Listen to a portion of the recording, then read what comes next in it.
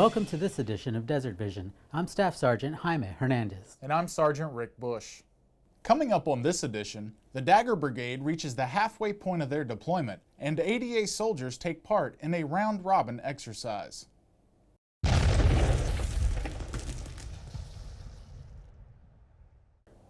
Each soldier in the military is expected to maintain the skills specific to their military occupational specialty. In the Air Defense Artillery, every soldier must be able to perform in a variety of roles. Specialist Brittany Lobos takes us to the training. Need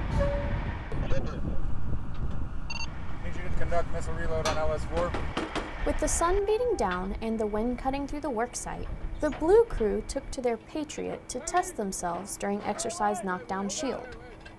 Well, Patriot is a mobile weapon.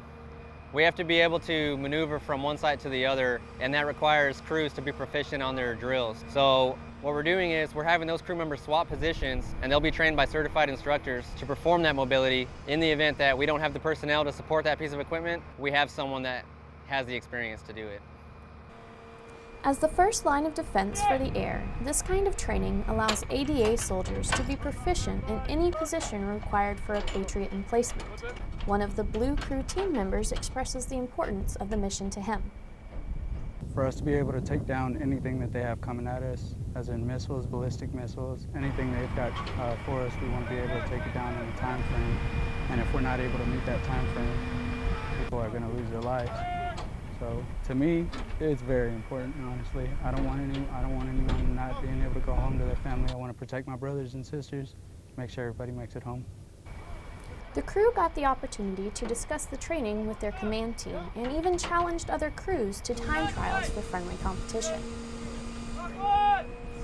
Reporting for USR Cent Public Affairs, I'm Specialist Brittany Lobos. Each crew had to complete a successful emplacement within an hour to be considered proficient during the round-robin drills. The Dagger Brigade continues to train as their deployment to Kuwait has reached the halfway point. Army Staff Sergeant John Portella takes us to the Udari Range Complex, where invited guests watch as one soldier clears the road for success. The 82nd Engineer Battalion, 2nd Armored Brigade Combat Team, 1st Infantry Division, conducted a route-clearing mission to officials of our Southwest Asian partners. This is part of a continuing effort on promoting peace and security in the region. Clearing routes is a dangerous job for any soldier, but with the Buffalo Mine Protected Route Clearing Vehicle, or MPRC, the danger becomes minimal. One soldier has a very unique job on the MPRC that relies on his skills to protect convoys and troops from IEDs. I'm from North Lockett, Utah. I like what I do because I get to pass what I've learned over the years to the younger soldiers that are new to the military and haven't ever been deployed or haven't had the experiences I've been able to experience. Sergeant Larson is the star of this simulation exercise and has an audience standing by to watch, but the onlookers don't have any impact on his concentration while maneuvering the Buffalo Arm. It's pretty simple. It's just a few controls to move it up, down, left to right. It's not very complicated at all. Though this is only a simulation, Sergeant Larson has actually had to use his skill in a real-life combat situation.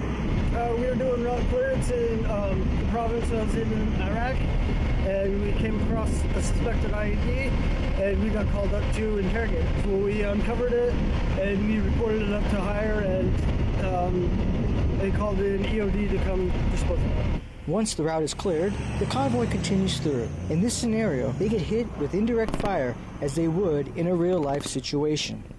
Reporting from Camp Buehring, Kuwait, I'm Staff Sergeant John Portella.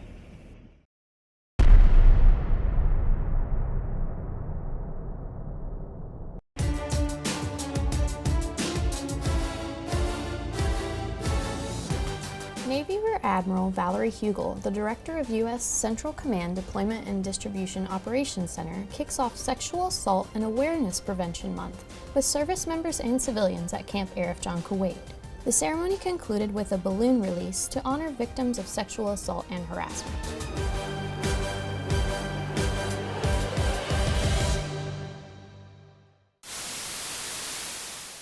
Listen. I have something I have to tell you. I know what you're going through. I know that it feels like the world is about to end right now. That everything just feels black, like you're suffocating and dying. But there's help. Come talk to someone. It's not okay. It's not okay to you. It wasn't okay to me. It's not okay ever. But I'm here now. And you're going to be okay too.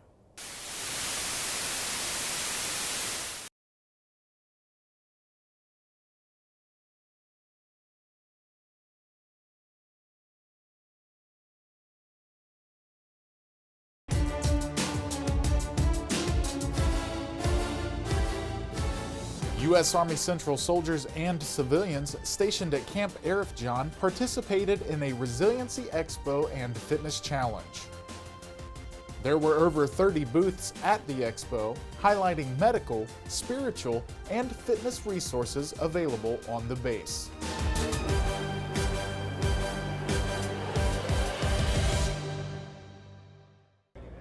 Hi y'all, this is Miss America 2016, Betty Cantrell. Thank you so much for your service to our country.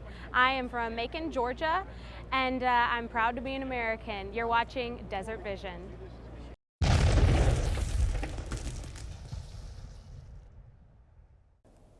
Field training exercises specialize in throwing scenarios at soldiers and testing their ability to react and respond. Specialist Brittany Lobos shows us how one group of soldiers in Kuwait dealt with new situations.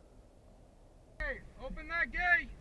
In a flash of chaos and commotion, soldiers from Alpha Battery 4-3 Air Defense Artillery reacted to a force protection threat as part of a multi-day FTX. The training replicated a possible scenario jeopardizing the crews of Patriot systems. The purpose of the training would be to establish and understand the capability level of the CLS and better the unit, and getting them used to the mass casualty drills for this small of a unit. Different parts of this exercise tested every soldier involved in Operation Knockdown Shield. From the quick reaction force to the first aid tent and some new roles, all those involved acted on their military training as they responded to the crisis scenario. I've never conducted training with the Op 4 level to come in at a different angle and attack instead of being the one pulling guard. And it's important for ADA. It helps them out, brings a new perspective on it, makes you more self-aware and able to see that anything can happen in this kind of environment. Thorough training from start to finish like this provides aspiring and junior non-commissioned officers a means to become more agile and adaptive leaders. Reporting from U.S. Arcent Public Affairs, I'm Specialist Brittany Lobos. After the exercise, key leaders took a look at the training during a comprehensive AAR to see where they could improve more in the future. That's going to do it for this edition of Desert Vision. For these stories and more, check out our Facebook page at facebook.com/US Army Central. And our YouTube channel at youtube.com/US Army Central. I'm Staff Sergeant Xaime Hernandez. And I'm Sergeant Rick Bush. Thanks for watching.